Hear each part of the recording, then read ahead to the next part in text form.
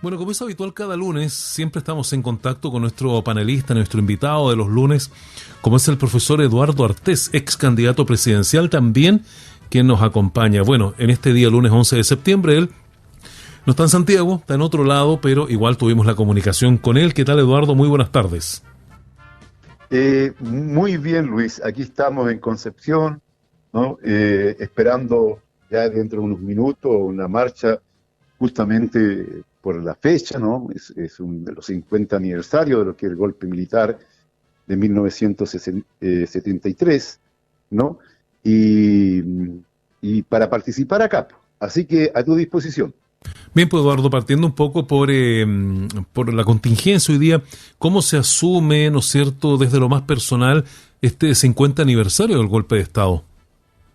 Mira, con una cantidad de problemas, de complicaciones, porque hemos visto cómo se ha tratado, digamos, de desfigurar, ¿no?, todo lo que fue el proceso que permitió la instalación del gobierno de Salvador Allende, ¿no?, desde el propio gobierno de Chile, ¿no? Se ha tratado de convertir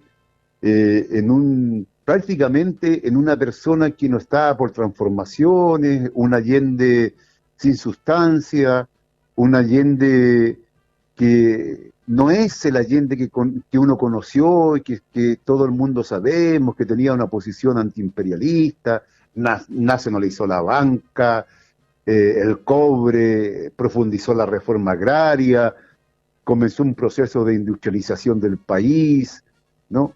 En fin, la economía del país, a pesar de toda la agresión que hubo y de la intervención norteamericana que fue descarada, está desclasificado, como hablábamos la vez pasada, ¿no? Todo eso, a pesar de eso, había un aumento, un índice de un 8,6% en el Producto Interno Bruto, ¿no?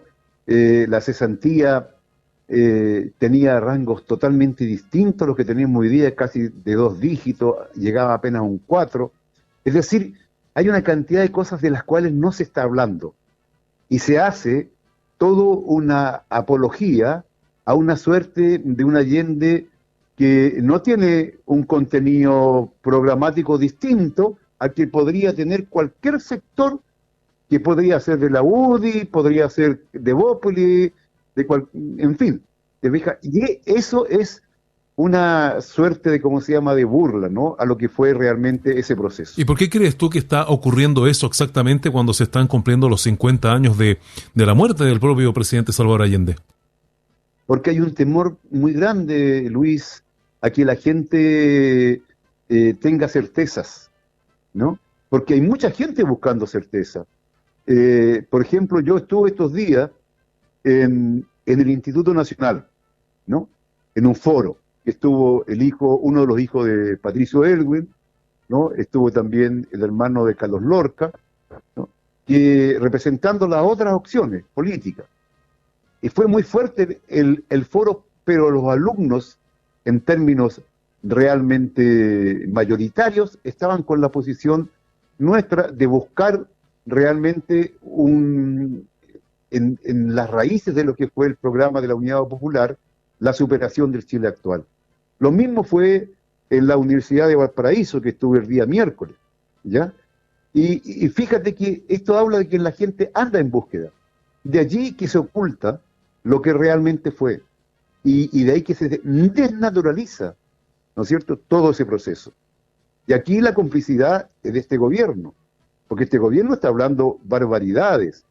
Por ejemplo, que vengan a decir que hoy día reconocen como uno de los más demócratas, digamos, al presidente o al expresidente Piñera, después que el propio presidente de la República, Boris, dijera que tenía que pagar más o menos, con otras palabras un poco más elegantes, ¿no?, por los crímenes producidos en el levantamiento de 2019. Y hoy día lo tiene como prácticamente su hermano de sangre y a quien hay que seguir, ¿no?, en este país democrático. Bueno, Eduardo, sin embargo, haciendo un poco de historia, también hay un sector del país que admira a Salvador Allende, Y hay otro sector que no lo admira para nada y lo culpan de muchos de los problemas que ocurrieron precisamente durante su gobierno. ¿Por qué crees tú que se trata de establecer también esa otra dimensión del gobierno de Salvador Allende? Porque, mira, los medios de comunicación, me refiero a los grandes medios, no a la radio chilena, porque si no ustedes no me dan el espacio, ¿ya? No, Nunca tanto. Pero los grandes medios, tú ves que están todos alineados con la política de la gran oligarquía y del imperialismo, ¿ya? Y eso ha significado mandar sobre las mentes, los ojos y los oídos de la gente una cantidad de falsedades impresionantes. Lo primero que tenemos que tener en cuenta, Luis, que aquí el golpe de Estado contra Allende no fue porque el pueblo estaba contra Allende. Es un golpe de Estado que fue bajo la dirección y los intereses de los norteamericanos. Piensa tú que en la segunda elección Allende aumentó un 10% el apoyo popular. O sea, a diferencia de otros presidentes, en vez que disminuir, iba aumentando. Estaba alcanzando más del 50%, ojo, del apoyo. ¿Cuánto tiene Boris hoy día? ¿Cuánto alcanzó Piñera hace poco? O sea, no alcanzaban más allá de un 20 y tanto, un 30, y ahí hacían fiesta. ¿Te fijas? O sea, claramente hay una invención sobre las cosas. No olvidemos nosotros, por ejemplo, que en el tiempo de la Unidad Popular, es verdad que habían filas para obtener productos, pero también es verdad que mucha gente obtuvo productos que nunca en la historia, ni siquiera familiar, obtenían, ¿ya? Desde artefactos de la línea blanca, que eran entregados, digamos, de acuerdo a una distribución de carácter social, desde la propia alimentación. Por ejemplo, en la antigüedad, digo yo, hace unos 40 años atrás, antes, mucho antes, digamos, 50, 60 años atrás, ¿no? Las fiestas de fin de año todas, había que tener un pollito, 2 pollitos, y esa era la fiesta. Pero en el gobierno de la Unión Popular, prácticamente cada familia, es verdad que mediante la JAP, lo que quiera, porque había mercado negro, porque había boicot, claro, una suerte de distribución etcétera. También, ¿no? Claro. Sí, sí, pero como sea, cada familia obtenía 2 o 3 pollos semanales. Yo pregunto hoy día, ¿quién compra 2 pollos o 3 pollos semanales? Cada niño tenía un medio litro de leche asegurado, ¿ya? Es decir, esa es la verdad. Entonces, se ha distorsionado. Y como tenemos una izquierda falsa, como es el PS, inclusive la dirección del PC, que es cómplice de este gobierno de Boris, ¿no? Que aplica una política neoliberal, absolutamente, bueno, ahí tenemos las consecuencias. Entonces el pueblo dice, estos son los mismos que los otros. Y el pueblo, por extensión, ¿no es cierto?, culpa a Allende. O un sector del pueblo, mejor dicho. Claro, un sector. Claro. Porque como te decía, hay un sector que lo admira profundamente, pero hay otro sector que no quiere saber nada de él. Esa es la verdad, digamos. Esa es la verdad real, sí, es verdad. Esa es una tarea que también que nos incumbe a las personas como yo, pues no es cierto que tenemos que hacer mejor las cosas para poder explicar y con mucho respeto a la gente. Pero mira, si me permites, sí, claro, por favor. Aquí quiero hablar de algo que pasó ayer en Santiago. ¿Ya? Por primera vez en toda la historia de los 11 de septiembre, que en las marchas que van para el cementerio, hubo una discriminación, una segregación, ¿ya? Y se impidió que el pueblo marchara. Por primera vez, ni siquiera Piñera, ni los últimos años de Pinochet, se pudo alcanzar aquello. Pero con Boris sí. Fíjate que la marcha de ayer solamente se permitió marchar a la gente que estaba en los partidos oficialmente dentro del gobierno. Y se produjo allí una barrera policial, ¿no?, que se dejó a todo el resto de la gente afuera, organizaciones sociales, sindicales, de pobladores, a nuestro propio partido, al Partido Comunista Chileno Acción Proletaria, etcétera. No se le permitía participar en la marcha, comilla, oficial. Por primera vez en la historia, eso generó una serie de incidentes, ¿no?, que hubieron sobre todo en torno a la moneda. Claro. ¿No? Y posteriormente, Es decir, aquí hay una cosa muy grave. Boric cruzó la línea, ¿no? Porque intervino en esta manifestación con la explicación de que había que dejar de lado a quienes iban a hacer desorden, pero es que resulta que tú no puedes dejar de lado a miles de personas que no pertenecen a los partidos que están en este gobierno y que sí se sienten identificados, ¿no es cierto?, con la lucha por la verdad de los detenidos desaparecidos, por la justicia, por el recuerdo a los que fueron, digamos,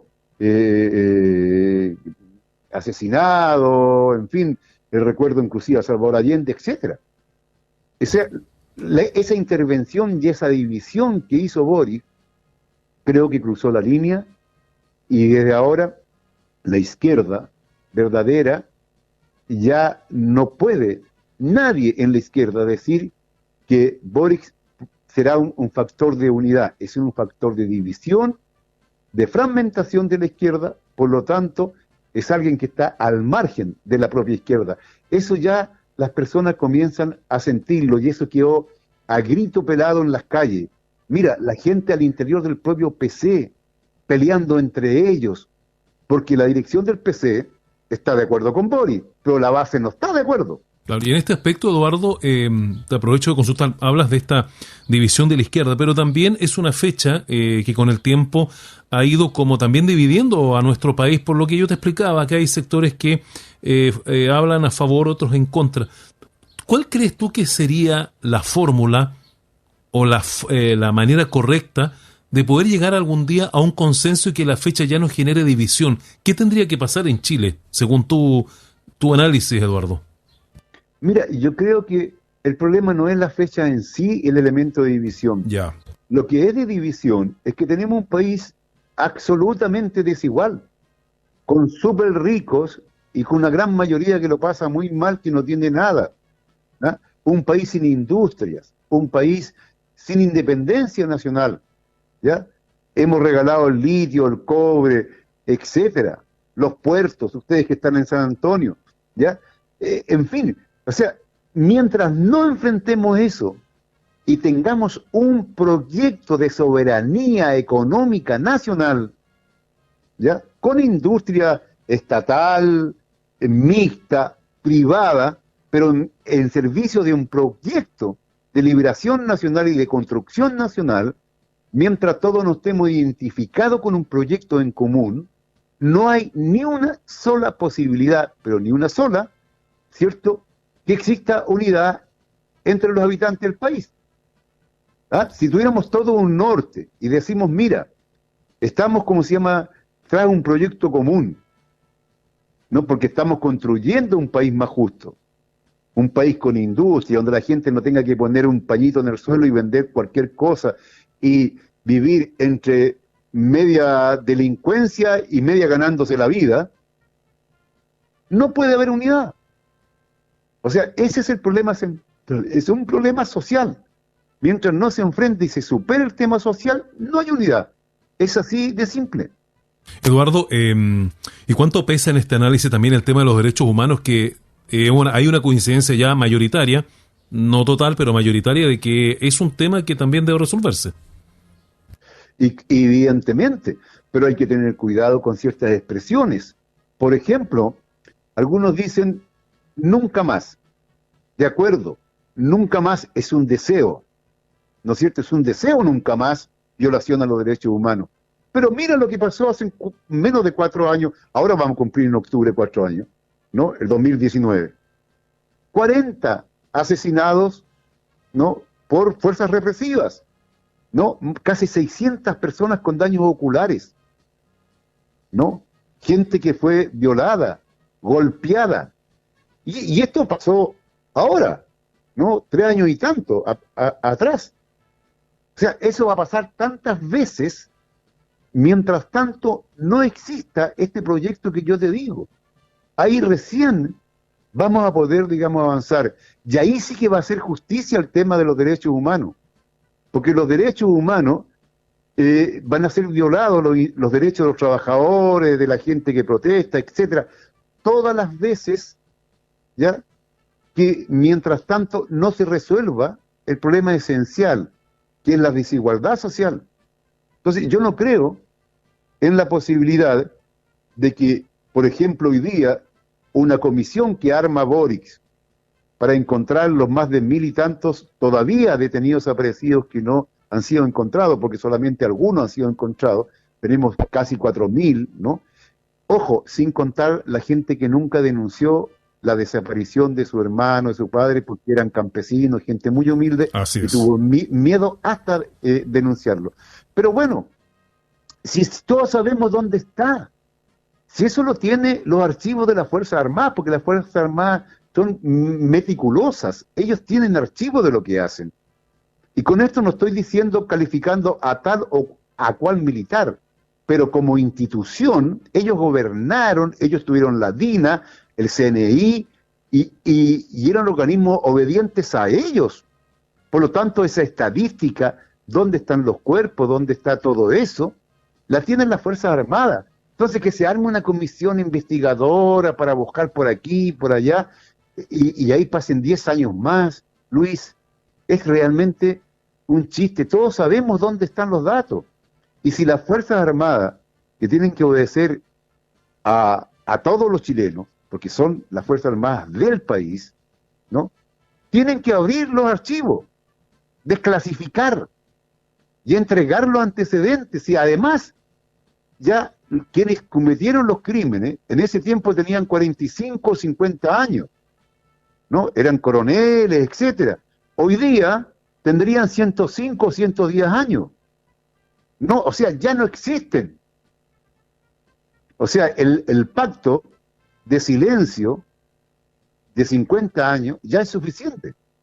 Claro, a esta altura no tiene mucho sentido. Eduardo, ¿algo más que nos quieras comentar antes de culminar la entrevista? Sabemos que hoy día estás en Concepción, como decías, próximo a ir a una marcha con hartas actividades, así que para no quitarte demasiado tiempo, quizás un comentario, una conclusión de lo que hemos hablado hoy día en la entrevista referente a este 11 de septiembre, a 50 años del golpe.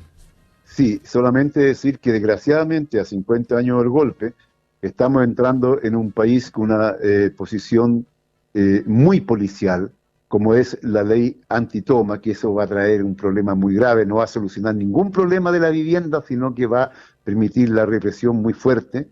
También está la ley Naín Retamal, por ejemplo, que ya está creando algunos temas. También la instalación de bases militares en el Guamapo, etcétera.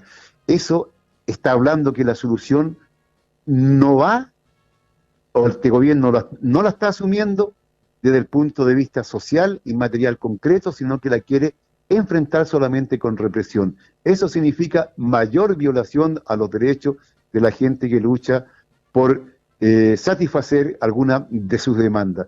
Eso es lo más grave de todo, Luis. Bien, Eduardo, como siempre agradecemos el contacto, ya lo retomamos a contar ya del lunes 25, porque el 18 es 18 de septiembre, y obviamente vamos a estar con nuestra programación especial. Así que nos vemos ya el 25 de septiembre.